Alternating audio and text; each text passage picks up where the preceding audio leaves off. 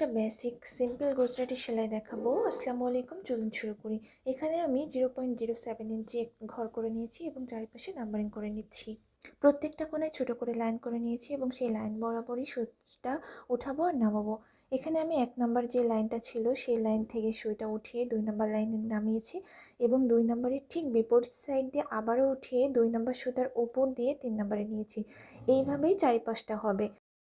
যেই কোণার লাইন থেকে সুইটা উঠাবো সেই কোণার সুতার উপর দিয়েই যাবে, কখনো কিন্তু নিচ দিয়ে যাবে না।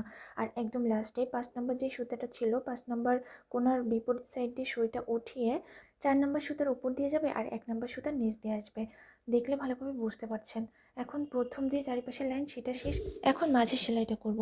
দেখুন, 1-এর সাইড দিয়ে সুইটা উঠিয়েছি এবং 1 নাম্বার সুতার উপর দিয়ে নিয়েছি।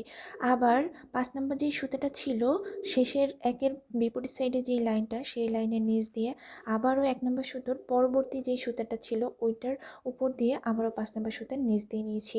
নিচ দিয়ে নিয়ে এখন আমি আবার 2-এর উপর দিয়ে 2 নাম্বার যে সুতাটা ছিল সেটার উপর দিয়ে আবার 1 নাম্বার সুতার যে বিপরীত 2-এর বিপরীত সাইডে যে অংশটা ছিল সেটার নিচ দিয়ে আবার তারপরটার উপর দিয়ে তারপরে আবার নিচ দিয়ে, মানে একবার নিচ দিয়ে একবার উপর দিয়ে, এইভাবেই চারিপাশটা করে নিচ্ছি।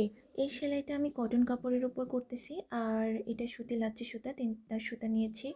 আর এই সেলাইটা বেবি ফ্রক, ওড়নার জমিনে অথবা মেয়েদের কুর্তি বা কামিজে ছিটিয়ে বসিয়ে দিলে খুবই সুন্দরভাবে মানিয়ে যাবে। দেখুন, এভাবে চারিপাশটা করার পর 5 নাম্বার সুতা পাশ দিয়ে যখন আমি নিচ দিয়ে নিয়েছি, নেওয়ার পরে কিন্তু 1 নাম্বার সুতার নিচ দিয়ে আর নিব না। ডিরেক্ট 2 সাইডে যে 2টা সুতা ছিল ওইটার মাঝ দিয়ে সুইটা নিচে নামিয়ে নিব, তাহলেই কমপ্লিট হয়ে যাবে সেলাইটা। চোখের সৌন্দর্যের জন্য আমি মাঝে একটা পাল বসিয়ে নিয়েছি, আপনারা চাইলে এটা স্কিপ করতে পারেন। ধন্যবাদ সবাইকে।